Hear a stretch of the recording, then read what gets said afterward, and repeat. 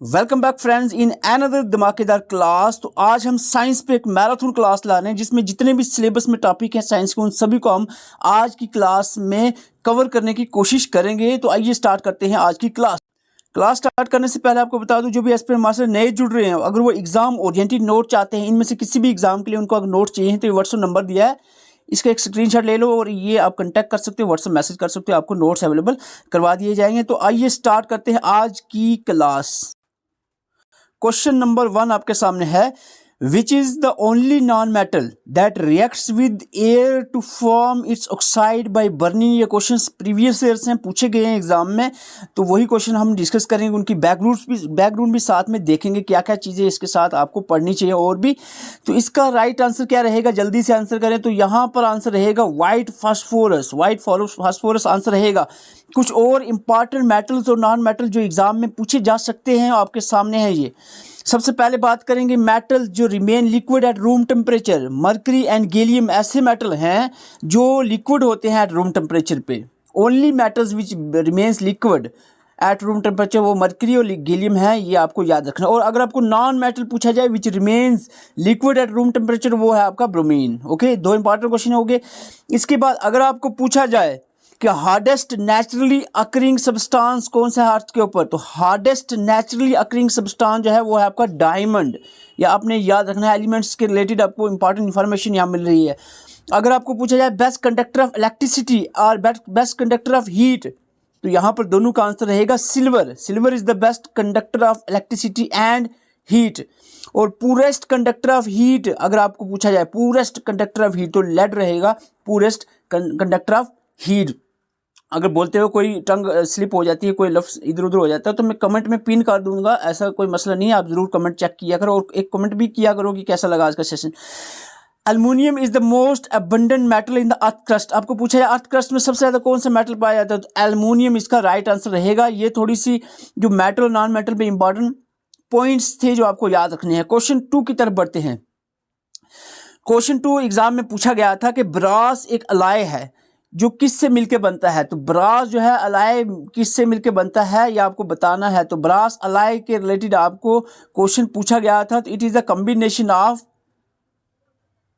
तो इसका right answer रहेगा कॉपर और जिंक से मिलके बनता है ब्रास। कॉपर और जिंक कुछ इंपॉर्टेंट मोस्ट इंपॉर्टेंट अलाइज आपके सामने हैं जो एग्जाम में पूछे जा सकते हैं, वो आपके सामने है। यहाँ पर ब्रॉन्ज की बात करें, ब्रॉन्ज ये मैंने फार्मूला लिख दिया है, बोलता हूँ साथ में। कॉपर और टिन, कॉपर और टिन से मिलके बनता है ब्रॉन्ज। ब्रॉन्ज जो है कॉपर और टिन से बनता है, जो कि कॉइन्स, बेल एंड यूटेंसिल जो बर्तन है उनको बनाने के काम में आता है ब्रॉन्ज।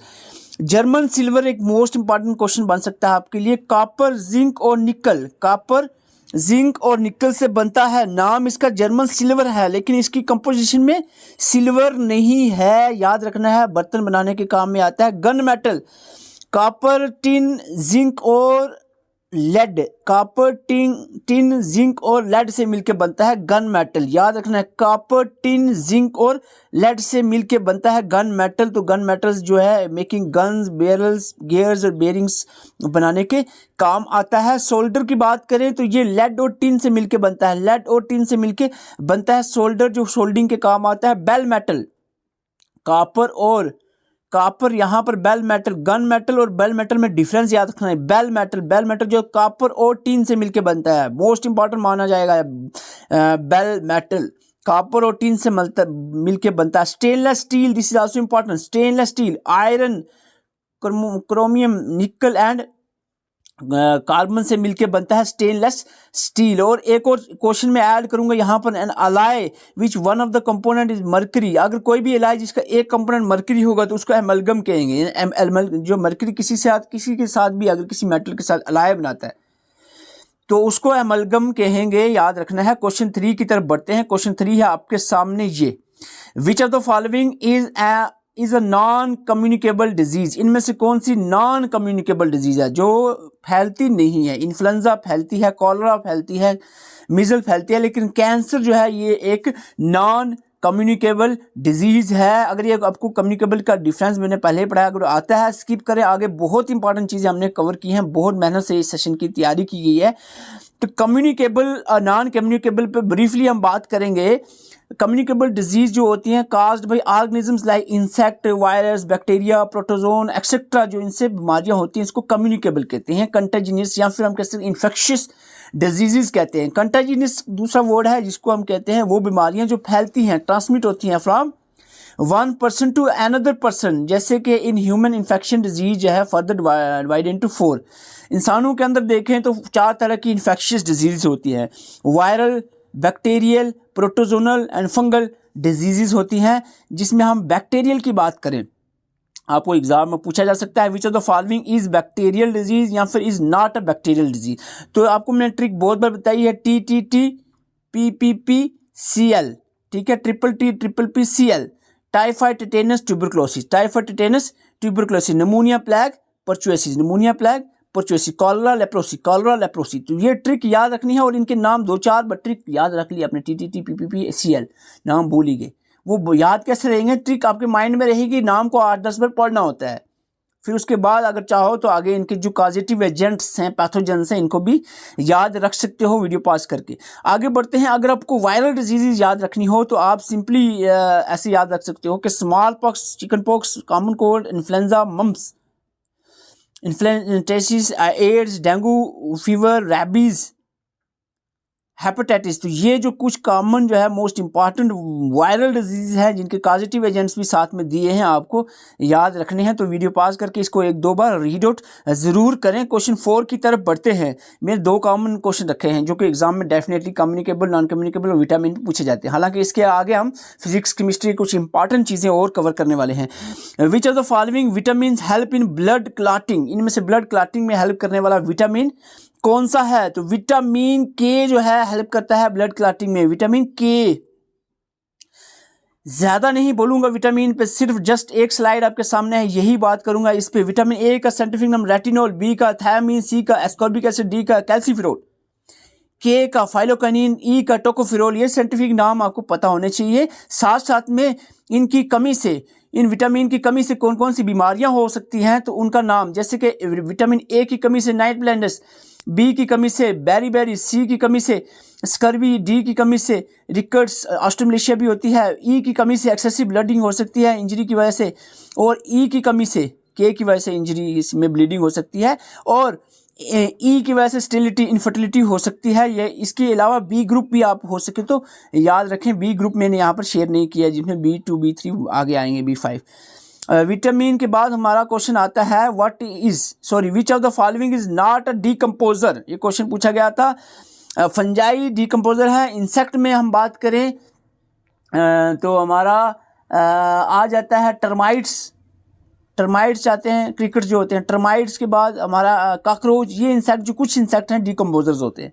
Earthworm decomposer. हाइनाल जो है ये कार्निवोर्स होता है, डीकम्पोजर नहीं है। आपको ये याद रखने हैं डीकम्पोजर। यहाँ पर मैं जिक्र करूँगा इकोसिस्टम के 2 पार्ट्स होते हैं, एबायोटिक एंड बायोटिक। यहाँ पर बायोटिक कंपोनेंट की बात करूँगा। बायोटिक कंपोनेंट इकोसिस्टम के में 3 पार्ट्स होते हैं। एक होता है आपका प्रोड्यूसर, दूसरा कंज्यूमर, और तीसरा आपका होता है डीकम्पोजर। ठीक है, लेकिन हम एक एक करके देखते हैं। प्रोड्यूसर होता है वो जो, देखो प्रोड्यूसर होता है बनाने वाले, खाना बनाने वाले, जैसे प्लांट वगैरह हो गया।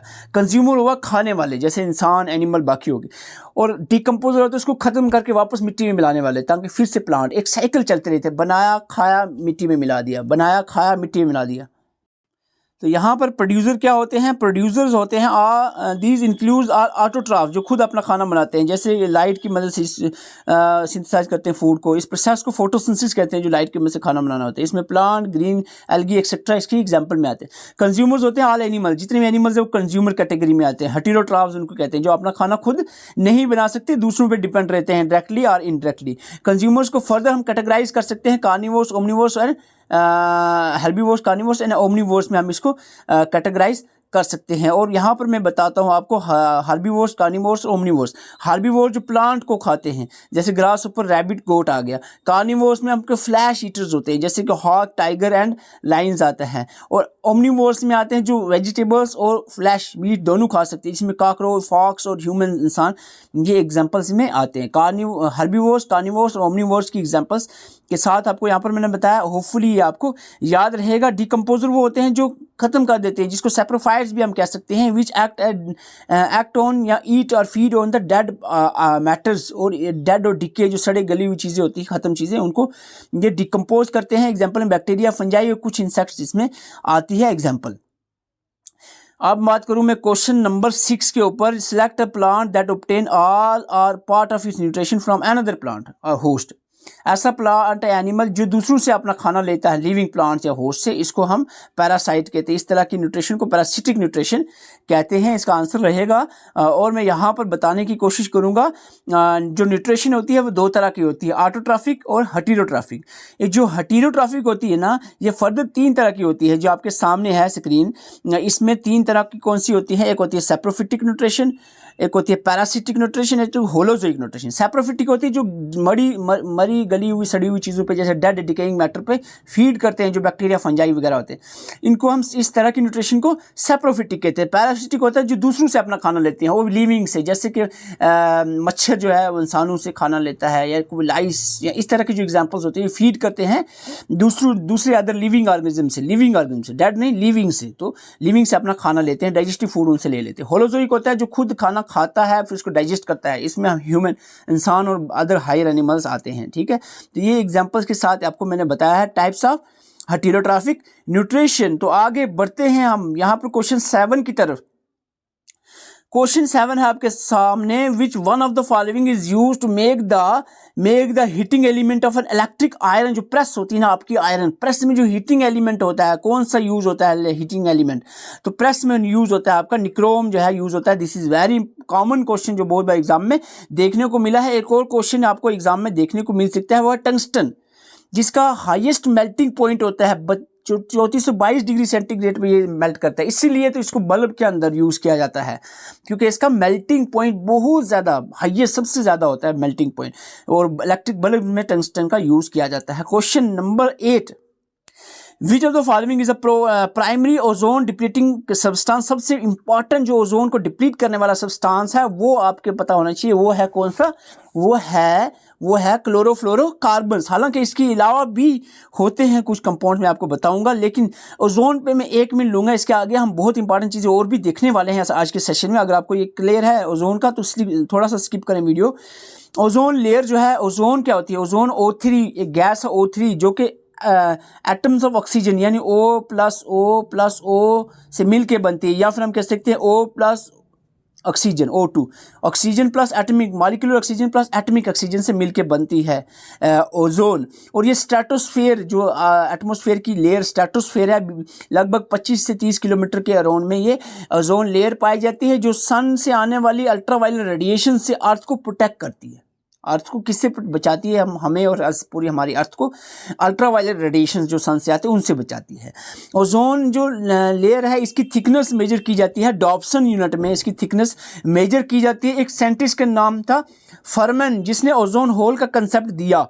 उसने कहा कि अंटार्कटिका के ऊपर जो ओजोन लेयर है वो थिन हो रही है, पतली हो रही है, उसकी डॉप्सन यूनिट 200 कुछ के से कम होते हुए 90 के अराउंड आ चुकी है, तो इसको ओजोन होल का नाम दिया गया, अंटार्कटिका के ऊपर ओजोन होल बताया गया। अगर हम बात करें कुछ एग्जांपल जो ओजोन को डिप्लीट कर रहे हैं सब्सटेंसेस, जिसको ओजोन डिप्लीटिंग सब्सटेंसेस कहते हैं, ODS की सबसे इंपॉर्टेंट ODS आता है आपका क्लोरोफ्लोरोकार्बन। इसके अलावा हाइड्रोक्लोरोफ्लोरोकार्बन्स भी इसमें इंक्लूड होता है, carbon tetrachloride, methyl chloroform, hydrobromofluorocarbons and halons, ये सारे कंपाउंड जो है ओजोन डिप्लीटिंग सब्सटेंस में इंक्लूड की जाते हैं। लेकिन जो क्लोरोफ्लोरोकार्बन है, CFC है, ये सबसे ज़्यादा इंपॉर्टेंट रोल प्ले करता है ओजोन को डिप्लीट करने में।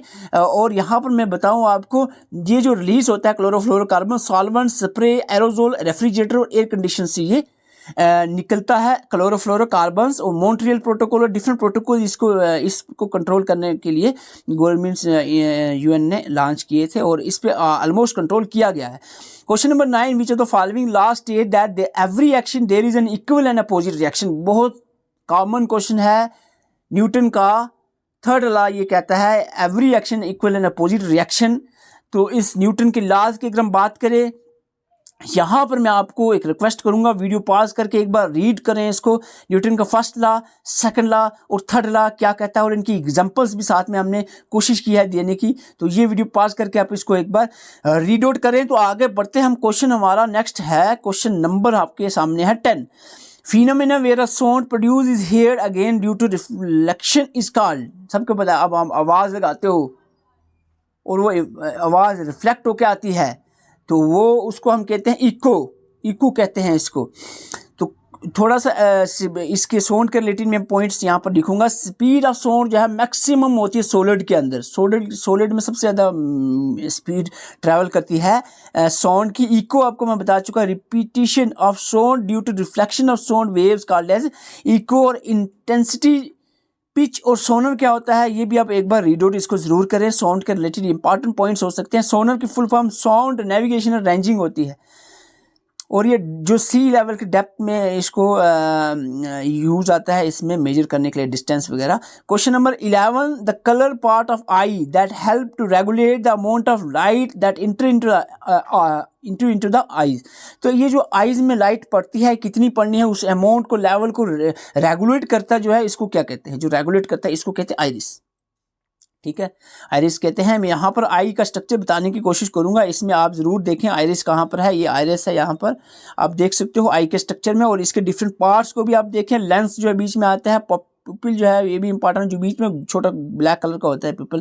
कार्निया जो है, कार्निया इज आल्सो इंपॉर्टेंट, जो आईज डोनेट करते हैं। Cornea is the part which is donate in during the I donation. और इसके बाद बाकी अदर पार्ट्स भी आप देख सकते हो। रेटिना जहाँ पे इमेज फॉर्मेशन होती है रेटिना के ऊपर, और ये आईज की जो इंपॉर्टेंट यहाँ पार्ट्स आपने देखे इमेज में, इसकी एक्सप्लेनेशन भी यहाँ पर लिखी हुई है, तो आप इसको भी रीड कर सकते हैं। Iris, cornea, pupil, lens, retina क्या है, ओके।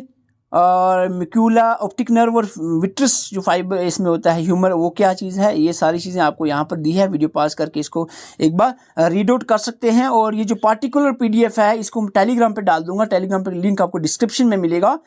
और यहाँ पर मैं आपको बता दूँ, करंट अफेयर की पीडीएफ भी हमने डाल दी है, या डाल दूंगा मैं, अभी नहीं अगर डाली हुई टेलीग्राम पे जो करंट अफेयर हमने कल लाया था। ह्यूमन आई के रिलेटेड भी आपने याद रखना है, जो लीस्ट डिस्टेंस होता है विजिबल के लिए 25 सेंटीमीटर जो परफेक्ट डिस्टेंस होता है, एटलीस्ट 25 सेंटीमीटर पे ही चीज़ें क्लियरली विजिबल होती हैं परफेक्टली। और जो प्राइमरी कलर्स हैं ब्लू, रेड और ग्रीन जो है, इनको प्राइमरी कलर माना जाता है, ब्लू, रेड एंड ग्रीन। और कुछ डिफेक्ट्स हैं आईज के, जैसे मायोपिया, जिसको शॉर्ट साइटेडनेस कहते हैं। शॉर्ट साइटेडनेस का मतलब होता है नज़दीक का अच्छा दिखना, दूर का नहीं दिखता है, ये आपने याद रखना। Far object can not see clear, दूर की चीज़ क्लियर नहीं दिखती, उसको मायोपिया, शॉर्ट साइटेडनेस कहते हैं। ठीक है, कंफ्यूज नहीं होना। और जो हाइपर मायोपिया होता है ना, हाइपर मायोपिया, इसको हाइपर मेट्रोपिया जो होता है ना, इसको हाइपर मेट्रोपिया को लॉन्ग साइटेडनेस कहते हैं, जो नज़दीक के ऑब्जेक्ट्स को अच्छे से नहीं देख सकता। प्रेस मायोपिया एल्डर जो ओल्ड लोग होते हैं उनमें देखने को मिलता है, बहुत फार नज़दीक, दूर और नज़दीक दोनों के ही नहीं दिखते बुजुर्ग लोगों को।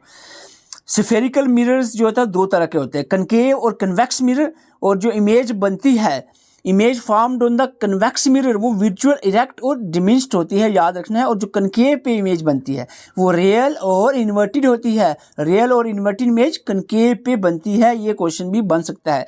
इसके अलावा मैंने 3-4 इंपॉर्टेंट क्वेश्चन यहाँ पर लिखे हैं, स्क्रीन आपके सामने है, वीडियो रोक कर इसको आप रीड आउट ज़रूर करें। क्या यूजेस है कनकेव मिरर के, कन्वेक्स के क्या है, टोटल रिफ्लेक्शन इंडेक्स क्या है, और SI यूनिट पावर की डायप्टर होती है, ये बहुत बार एग्जाम में देखने को मिला है। ये आप वीडियो पास करके रीड करें।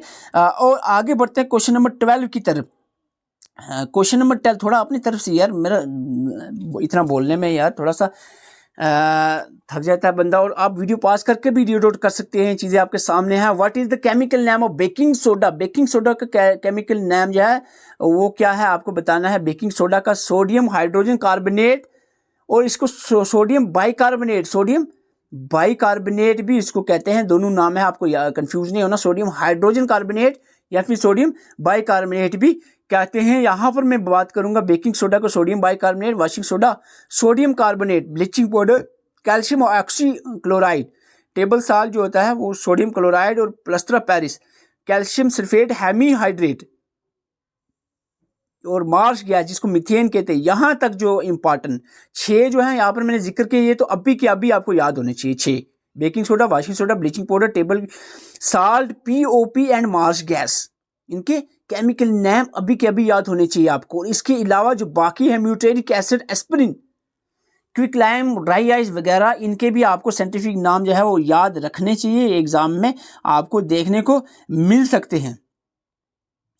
ओके, क्वेश्चन नंबर 13 पे आते हैं। What is the SI unit of electric resistant? Electric resistant की एसआई यूनिट क्या है? इलेक्ट्रिक रेसिस्टेंट की एसआई यूनिट है ओम। ओम जो है एसआई यूनिट है। एसआई यूनिट पे हम सेपरेटली बात करेंगे, लेकिन एक मैं और चीज़ ऐड करना चाहूँगा। इंस्ट्रूमेंट जो यूज़ होते हैं डिफरेंट चीज़ों को मेजर करने, जैसे एमीटर जो है करंट को मेजर करने के यूज़ होता है, एनीमोमीटर वेलोसिटी ऑफ विंड को मेजर करता है, बैरोमीटर एटमॉस्फेरिक प्रेशर को मेजर करता है, फर्टोमीटर डेप्थ जो मेजर करता है ओशन की, गैल्वेनोमीटर इलेक्ट्रिक करंट फ्लो जो मैग्नीट्यूड है वो कम लेवल का उसको मेजर करता है, हाइग्रोमीटर ह्यूमिडिटी को मेजर करता है, ये पूछा गया था एग्जाम में, पायरोमीटर जो हाई लेवल की जो टेम्परेचर सन या इस लेवल के टेम्परेचर को मेजर करता है, सिस्मोग्राफ इंटेंसिटी अर्थक्वेक की शॉक्स की मेजर करता है, सिस्मोनोमीटर जो है ये मेजर करता है, सॉरी स्फेग्नोमोनोमीटर, ये भी एग्जाम में पूछा गया बहुत बार।